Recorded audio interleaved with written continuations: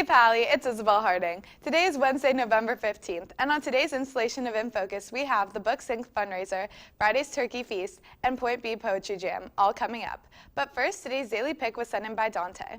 Dante sent in a pic of a bearded man looking surprised. He captioned the photo, "When I stay homesick and miss an episode of InFocus."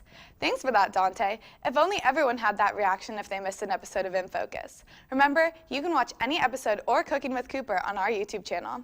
If you want your pick featured on air, be sure to tweet it to us at Pally InFocus. Here's today's campus bulletin. The Palo Alto Teen Advisory Board is hosting their Bath Bombs and Boba event this Friday, where participants will learn how to make both bath bombs and boba.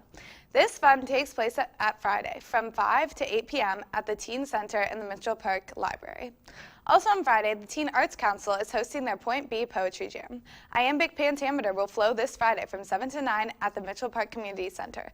Bring a poem to share or just come and listen. There will also be some laid-back music and snacks, so feel free to come in your pajamas. Attendance is free. Tonight, there's an opportunity to raise money for the Pally Library. Peter Gold is at Town & Country with more. The jigsaw puzzle from hell, she thought. Not even a picture to go by. The last time she worked on a jigsaw puzzle had been at the age of 12, during a rainy vacation at the shore.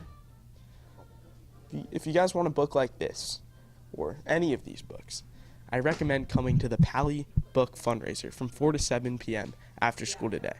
20% of the proceeds are going to the new Pally Library. I highly recommend coming out. It's going to be a really good time. Thanks, Peter. I'll be sure to check it out.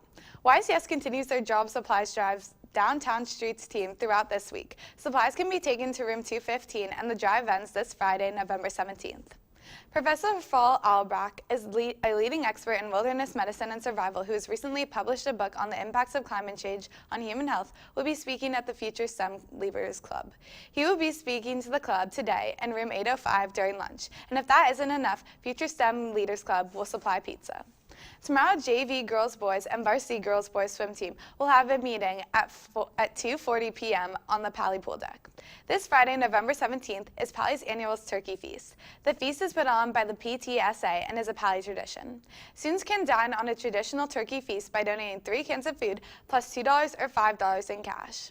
Students with dietary restrictions can participate too because vegetarian and gluten-free choices will be available. Proceeds benefit the Awesome Hunger Program to allow students and staff to enjoy the turkey feast. There will be a long lunch to accommodate the expanded lunch period. Students will attend all 7 periods, which will be 45 minutes each. Stay tuned, Pally, InFocus will be right back after this.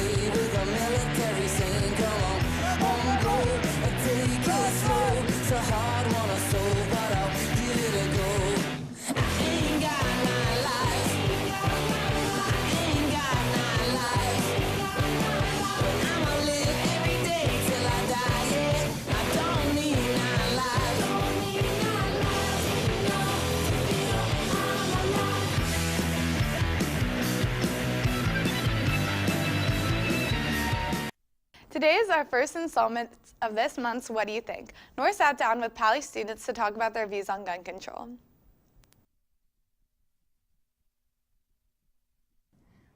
Hello, I'm Nora Navade, and this is What Do You Think?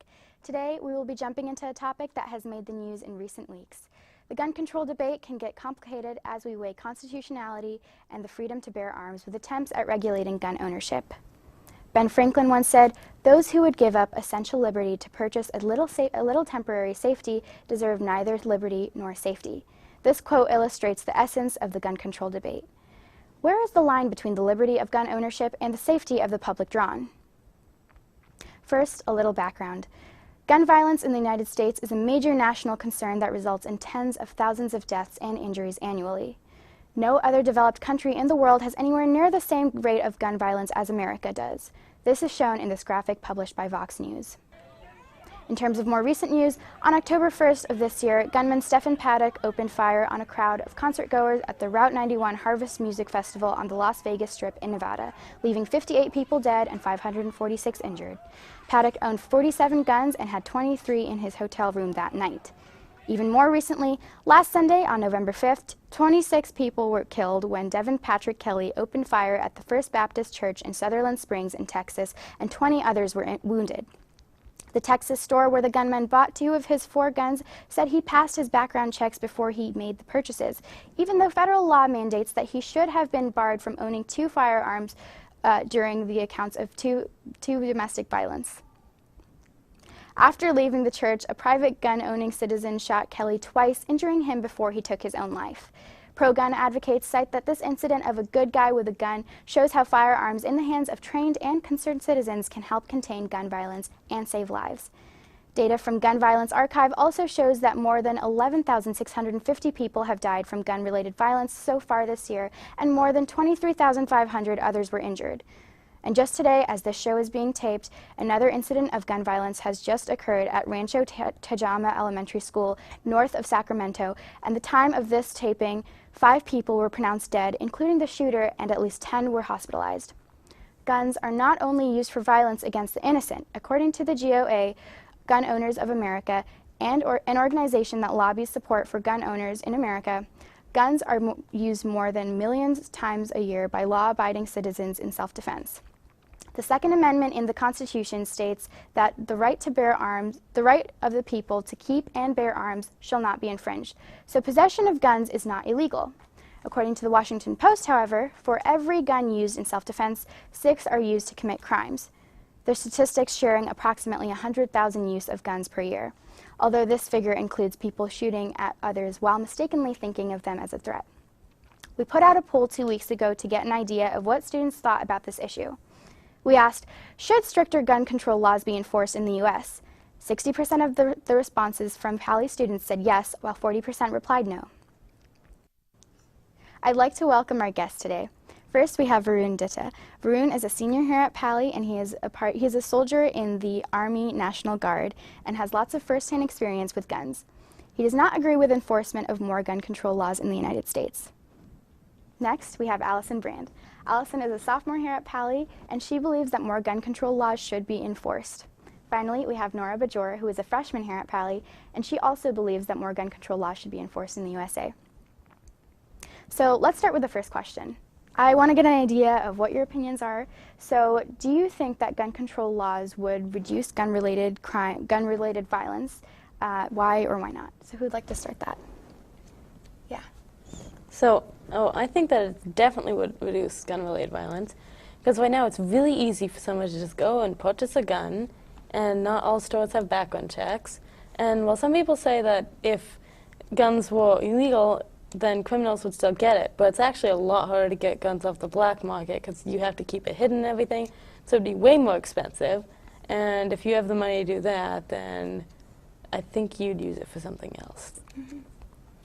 Yeah, adding on to that, I also think that it would reduce gun violence because, for example, in Las Vegas, it would have reduced, it wouldn't have let the gunman purchase bump stocks, which allowed him to kill many more people than he could have.